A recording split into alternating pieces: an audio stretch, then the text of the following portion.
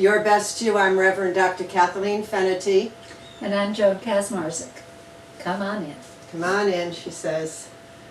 It's a smaller set. I have Ruby here too.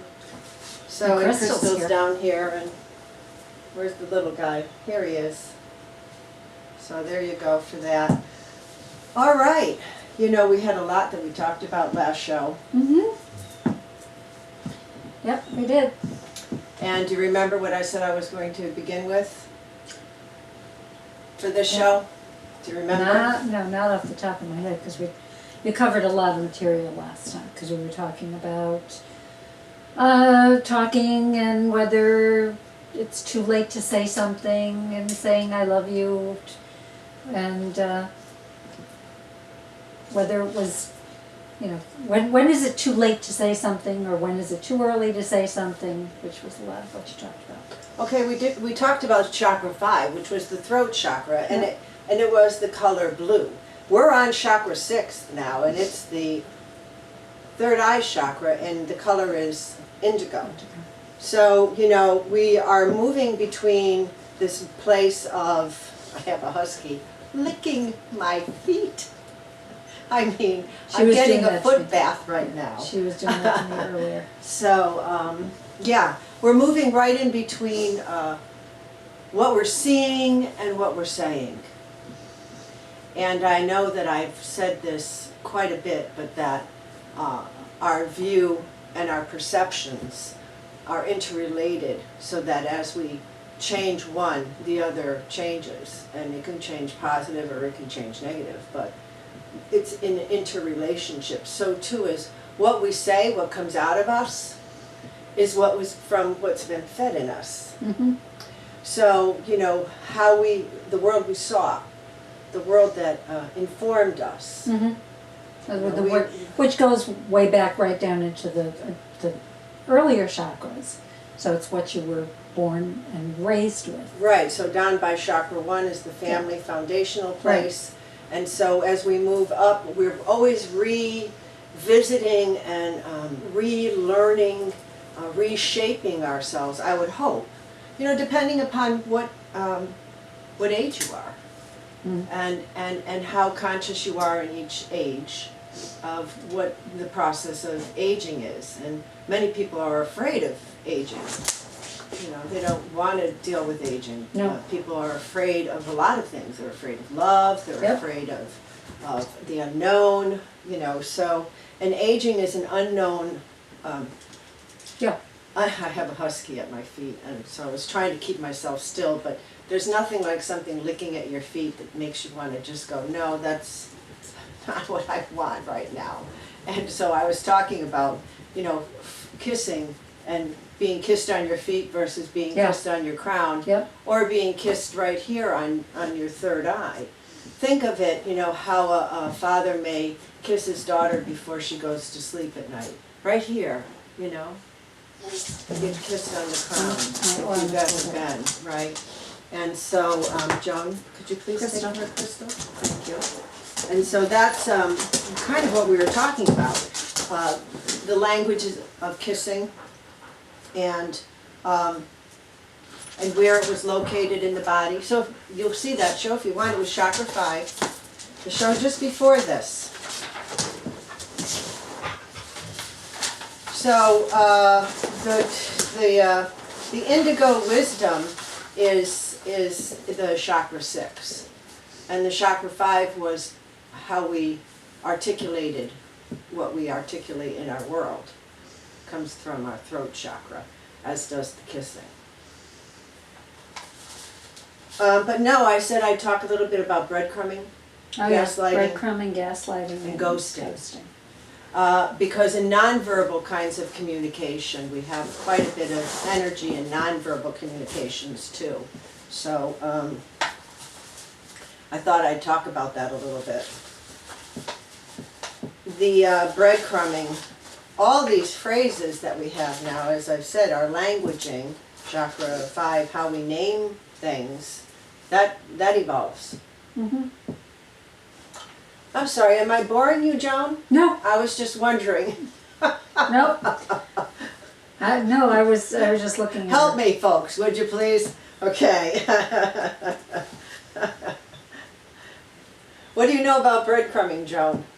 I know I told you we were gonna talk about it. Yeah, you were talking about it, and basically it's like, if you, like, as you had brought up when we were talking earlier about the story of Hansel and Gretel, about they left a trail of breadcrumbs to find their way back.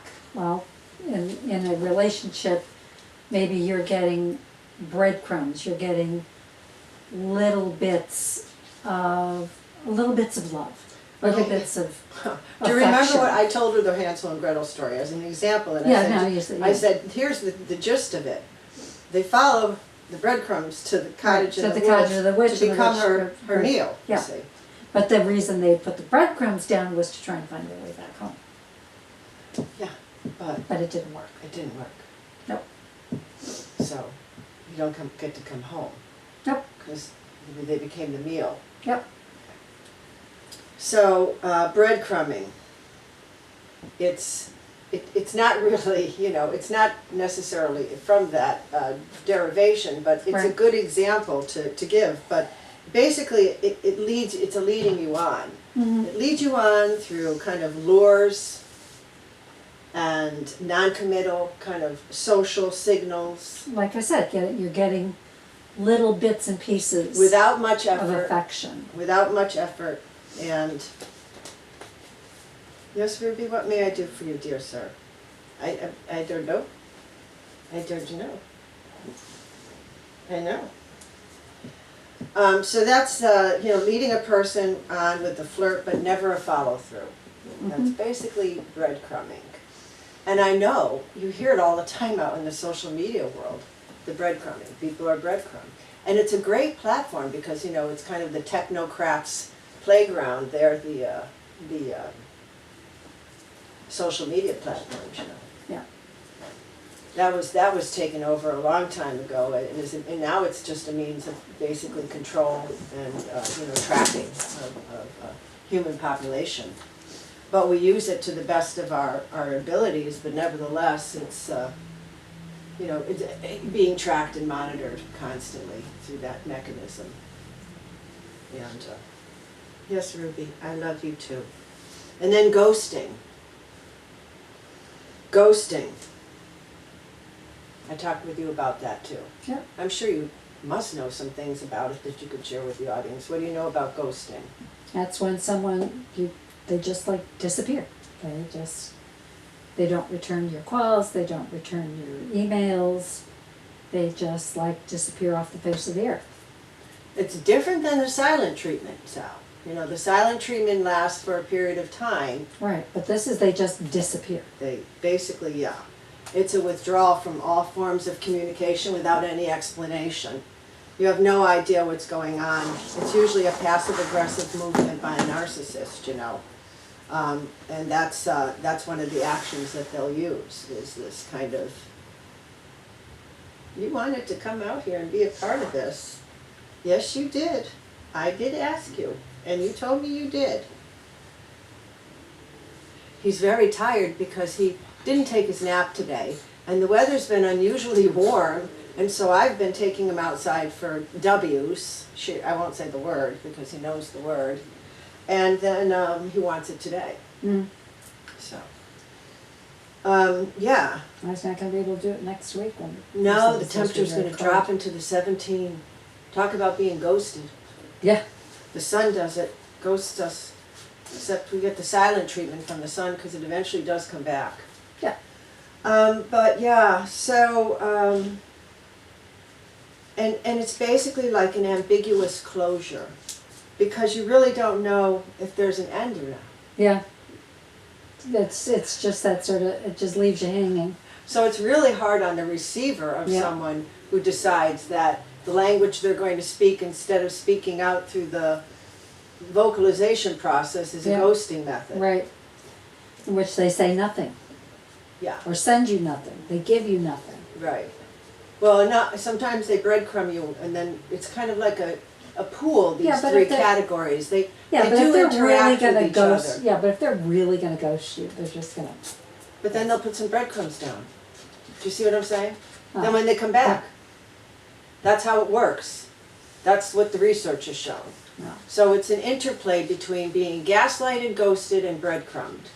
What's gaslighting? Oh, you told me about that. That's someone's trying to basically make you doubt your own decisions, make you doubt your own self. Doubt your own self of identity.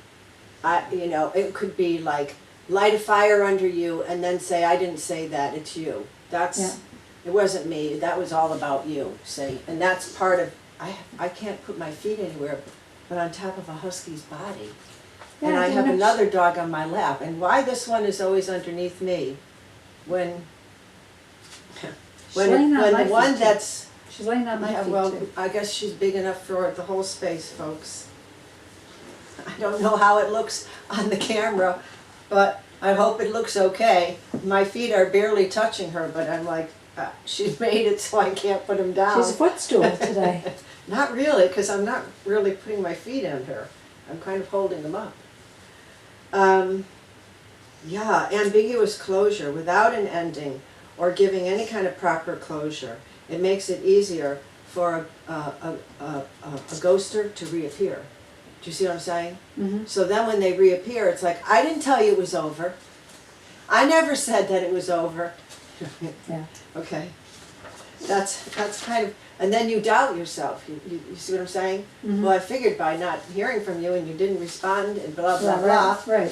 That, you don't want to talk to me, you don't want to see me. And Exactly. well, I never said that. And Yeah. people hear people say that all the time. I know you've heard people say that. It doesn't have to just be in matters of the heart. This type of activity can go on in an office place. You're doing your job and you have a supervisor who's lighting the fire underneath you all the time. There's a lot that goes on. It doesn't have to just be in the dating scene. This is having to do with life in general. Chakra 5 and non-communications. Okay.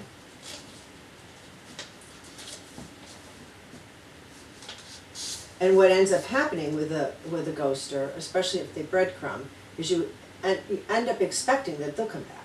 Mm-hmm. So it's a cycle Yeah. that's not necessarily a healthy one.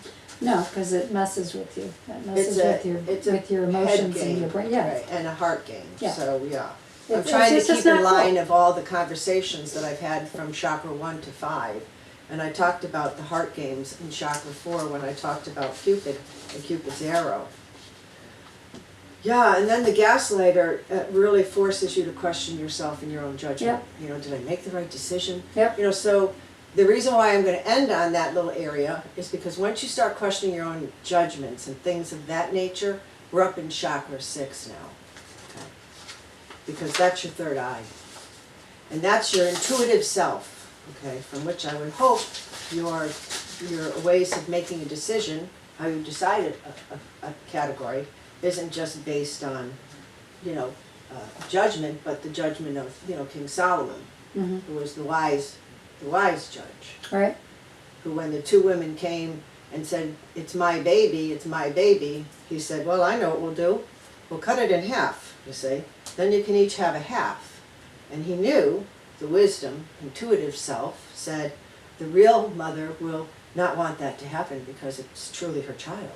And no real mother And she'd would rather rather- the child right. cut in half. She'd rather have the child live, even if she didn't get to be with it. See, that's a real love. And that's exactly what happened. And then Solomon knew who the real mother was. Because the other woman was like, yeah, okay. All right, so that pretty much covers kind of transitioning from 5 to 6. Mm-hmm. I don't know. Do you have any questions or things that No. you think the people might have around that? No, I Because think I think, covered it I pretty covered well. it pretty good, right? Yeah. I mean, you may have some questions, and certainly, feel free. I put them up the videos on Facebook, and I put them up on LinkedIn, and I share them over on my YouTube page, and plus on Nutmeg TV, videos on demand. There are tons of YouTubes, but we have our own section, Your Best You, and Yeah. this is episode 68 right now, so there's quite a few episodes and seasons. If you haven't seen it, you can always go up onto the YouTube video on And take a demand. look and see, take a look at some of the You'll other see the shows if different you'd like. sets and Yeah, the different fun we've had, you know, doing the sets and but again, you know, what we perceive, what we see yeah, has been informed. yep, So if I held up, you know, this little chakra blade and I said, this is a blade, that's what you're going to learn this is. yep, If someone else came to you and said, that's not a blade, you know, that's a plant holder or whatever, it changed you say, no, it's not, it's a blade. yeah, Well, what makes you think it's going to be that? Because we've been informed. yes, And every society and every culture has gone through the same process of being born, mm-hmm, being programmed with information to be able to survive within the culture and the society in which you're born in, and then dying. And then more birth and more transitioning into the culture that you're being born into, and then dying. And as I said in the first show, I talked about, for this season, I talked about the different, you know, ages, the silent generation, Yeah. the baby boomer generation, and every generation has been informed with a certain kind of programming. And that resonates through the whole system, so that what you see is based on what you've been informed. yeah, Okay. And a lot of times within every generation, there's a time in your life where the new generation is coming, and whatever the old generation has used or has been informed with is now obsolete and irrelevant. And so when an older person wants to stay within the scope of the new universe, it's essential to be able to make the adapting and the evolving in order to be able to do that, or become stuck in your generation yeah, and the world passes you by. And then you're dead. I mean, no one escapes this process. true, very true. And so we're all in the same process. So I always think it's funny when the young people are saying things about the old people, or the old people are saying things about the young people. It doesn't make any sense to me. Because everyone's going to go through it, period. If you're lucky and you get to live. I mean, otherwise you won't go through it. You'll go through some other process. But this thing that we're in here together, called life and how we're living, we've all been going through it. And at this point, it's hard for me to look at a society and say, come on now. I know we know better, but we're still doing and falling prey to the same paradigms. And then we have smidgens of groups that are on that same kind of plane of dialogue. But, you know, when we're in that space with one another, you know, there's not, compared to the millions of people on the planet, there's not that many. Because the masses, the working group, the working ones who are doing all the, you know, the structural work to make the system, the worker bees, you know, the queens and the, you know, so the worker bees then start to have this relationship towards the queens. Like you look at like this Harry and Charlie and whatever these people are, Catherine and Megan, okay. And there are people who literally spend their time, you know, looking at these people and making these people important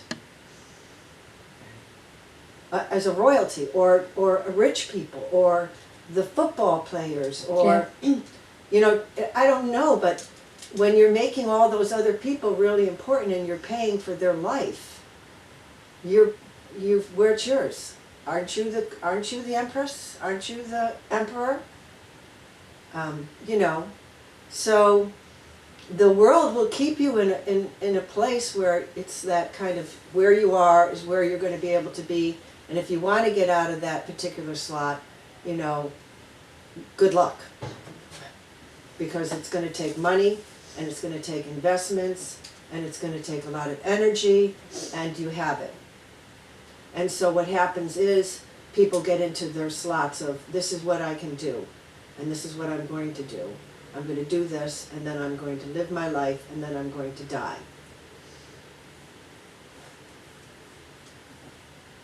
And I have my hobbies, and I go out and I party and all that. So I mean, it's a choice. We're always making a choice. You know, is it more important to go out and party and run around and make money, or is it more important to cultivate who you are and the world in which you live? And go ahead and have the enjoyment, pleasurable things, and work.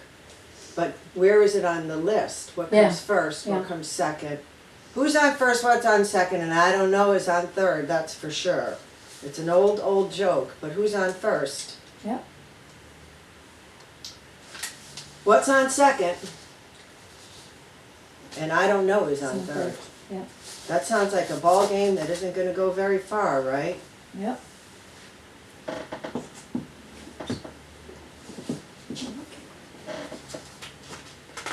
How you doing, Joan? Fine. Sometimes the knees get stiff. Sometimes the knees get stiff. I just have to flip them. So the third eye is this really powerful place that we have in our system, and it gives us the ability to have insight. And I think that that's once we're able to be up in that zone of our world, 1 and 2 and 3, as I've said to you before, most people don't get past that. Mm-hmm. You know, the 4 is the great mediator. A lot of people live without a heart on this planet. You know, not a lot of people are heart-centered people. Okay, so you know, to get up to chakra level 4 and be able to be resonating in that part of your world is a good place to be.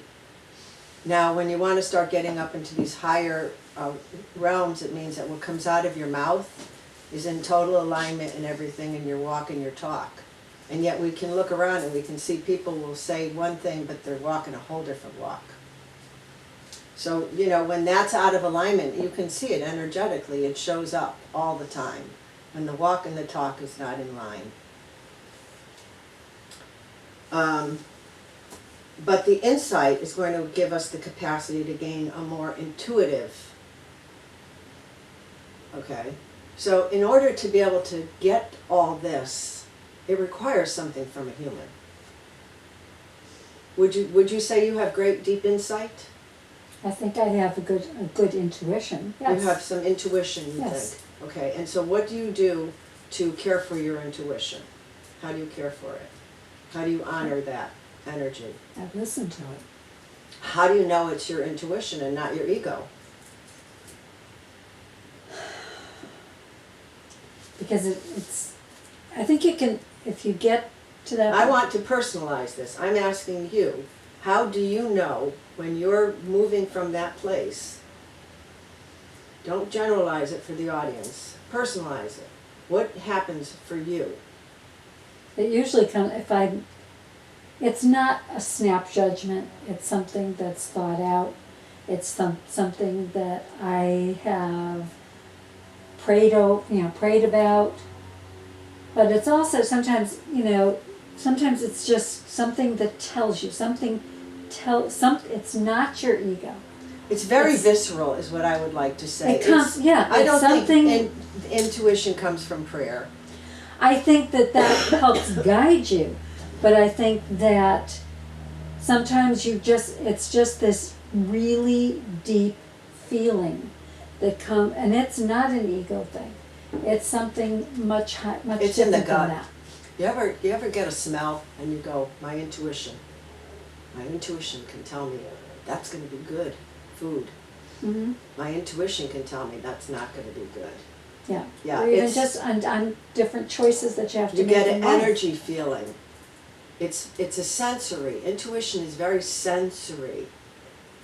Insight is more that type of ethereal meditation, Mm-hmm. pray, you sit, you wait to receive.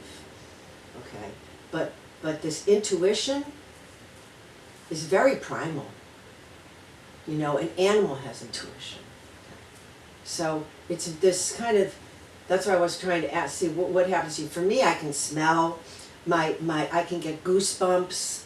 There's just a lot of physical things that happen for me when my intuition starts to kick in. Different from insight. For me, insight is going to be like, you know, very dropped down from my crown kind of knowledge. I tell you that happens to me a lot at night because I do Reiki right before I go to bed every night, and then I wake up usually in the middle of the night. I'll give myself some more Reiki. So I'm always in this kind of ethereal communication level, very crown oriented. I wear a cap at night to sleep for dream work, and you know, so I'm very much in the crown. Whereas a lot of people go to bed and they don't remember anything. They kind of pass out in bed actually, and they just get in bed and fall asleep. But my relationship to that time of my day is probably more like young. You know, I spend a lot of time more in that area. But when it comes to intuition, now I can feel things like your skin, your hair will rise up. You'll get this kind of, you know, butterflies in your stomach, you know, or you'll smell something and it will intuit that it's dangerous, you know, so yeah. But you know, that's why I wanted to make the distinction, because they are two different areas. They're not the same word. Intuition and insight are not the same. And I think a lot of times people confuse them. But yeah, well, thanks for sharing that, because I know I was kind of wanted to hear what was your personal, you know, experience with it. And so I feel like, you know, I'm not sure if it's more intuition or insight, but insight is this power or act into it, to see into a situation through this kind of penetration. And then, you know, you see it, but it's kind of then can come through an intuitive. So, as I'm saying, everything's got this interrelationship where we're moving through this space up here that's very ethereal, but we can get intuition in our gut. I had a feeling, you know, I really did, I had a feeling about it. You know. Remembering always that what we see with our natural eyes isn't really what's going on. So, you know, that's really hard for us, because we can look at a situation and we can see it and we can say, well, that looks like a happy family, or whatever, for example. Yep. Or that looks like a great place to work. Or, you know, what a beautiful home they have. Or, you know, any of those areas, and you're going to find out, well, that's not really what's going on. It may be not a good place to work. Yeah. And the home inside may be beautiful outside, but inside, you know, it's a nightmare on Elm Street. Chaos and craziness, there's no peace in the house. I mean, who wants to live like that? You know, people barging into one another's rooms. It's like, no, thank you. Yeah. How about some social etiquette in the house, you know? So, yeah, but in a relaxed way, of course, but certainly, you know, consciously moving through a space together. And then, of course, when you have children, you've got one situation, and when you have beasties and fur beasties like this, you have another situation. And so, you know, every situation involves how we're going to be in relationship to it. Stay blessed, be happy as you can be with yourself and your best you. Love you much. Thanks, Joan, for coming on. Thanks, Nutmeg TV, and all you do. Blessings, Thank you very everyone. much. Thank you. Bye. Bye.